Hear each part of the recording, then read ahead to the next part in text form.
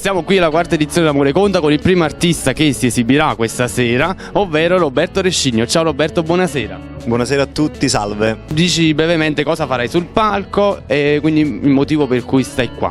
Sì, avrò il piacere di aprire la serata con una canzone che dà anche il titolo alla manifestazione.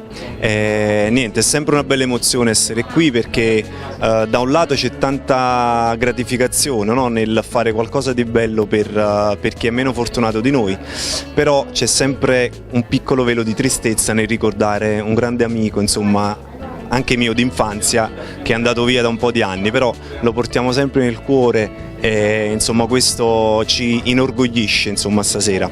Ti voglio chiedere, io so che tu ti definisci un intrattenitore musicale, per quale motivo? Tu cosa svolgi nella tua vita? Ma diciamo che da un po' di tempo la musica ricopre gran parte del mio tempo, insomma è la mia passione, ma ultimamente anche una delle mie principali attività.